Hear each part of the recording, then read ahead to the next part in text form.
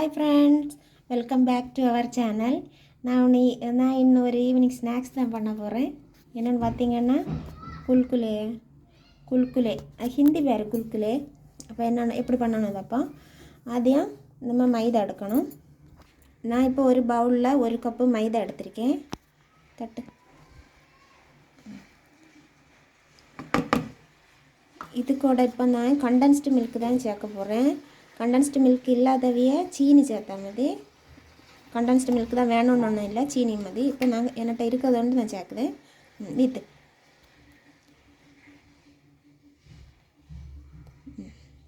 மெதி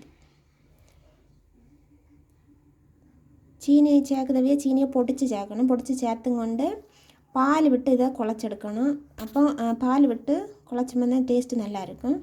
இப்போ நான் இதுக்கு கூட ஒரு சின்ன ஸ்பூனு கீ விட போகிறேன். கீ விடு, ஒரு சின்ன டேபிள் ஸ்பூன் கீ விடுது.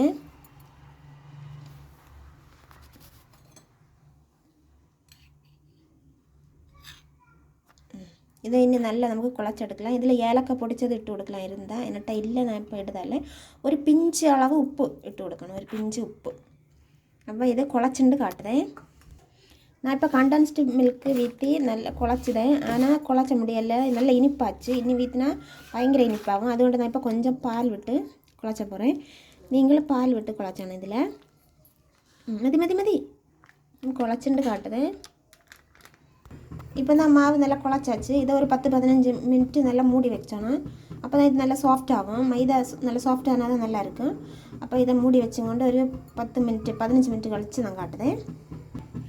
15 நிமிஷம் கழிஞ்சு இதே மாதிரி அந்த மாவுலேருந்து இது போல் சின்ன சின்ன உருண்டையாட்டு உருட்டி எடுக்கணும். சின்ன சின்ன உருண்டை உருட்டி எடுத்துட்டு ஒரு ஃபோர்க் எடுக்கணும். காட்டு ஃபோர்க்கு, ஒரு ஃபோர்க் எடுத்து இதே மாதிரி சப்பி கை வச்சு சப்பலாம். இதே மாதிரி நல்லா சப்பியும் கொண்டு இது ஷேப்புக்கு பண்ணது அப்படி சப்பியும் கொண்டு ஒரு ஃபோர்க் இதே மாதிரி எடுத்து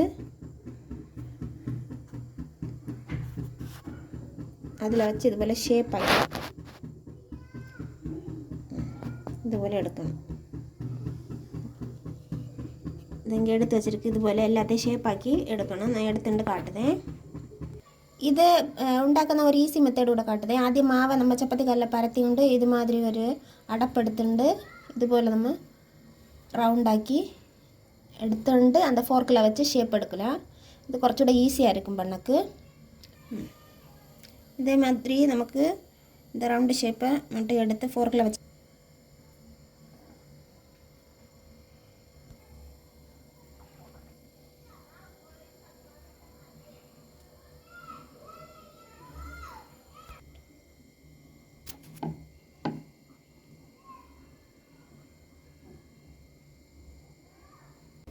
இப்போ நாங்கள் இதெல்லாம் பண்ணியாச்சு. இனி நம்ம இதை எண்ணெயிலிட்டு பொரிச்செடுக்கணும். அதுக்கு வேண்டி நான் இங்கே ஒரு கடாயில் കുറച്ച് எண்ணெய் விட்டுருக்கேன். இது நல்லா சூடாகட்டு. சூடான அப்புறம் நமக்கு இது இட்டு கொடுக்கலாம். இப்போ எண்ணெய் நல்லா காய்ச்சி நமக்கு இட்டு கொடுக்கலாம். நல்லா சூடாச்சு. இதை நமக்கு நல்ல ப்ரௌன் கலரில் பொரிச்செடுக்கணும். திருப்பி இட்டு கொடுத்து ப்ரௌன் கலராக வரை பொரிச்செடுக்கலாமே. ஃப்ரெண்ட்ஸ், இப்போ எல்லாம் பண்ணி முடிஞ்சு இதாக இருக்குது. நல்ல பிஸ்கட் எல்லாம் க்ரன்ச்சியாக இருக்கும்.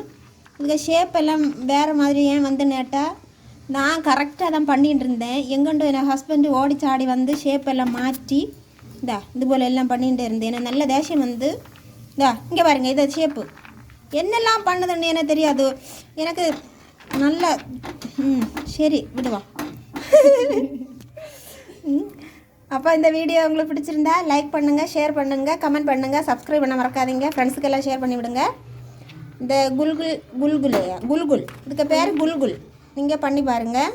நல்லா க்ரன்ச்சியாக பிஸ்கட் மாதிரி இருக்கும். சூப்பராக இதுக்கு ஷேப்பு ஒடிச்சு வரலாம். அப்போ இன்னொரு வீடியோவில் பார்க்கலாம். பாய்.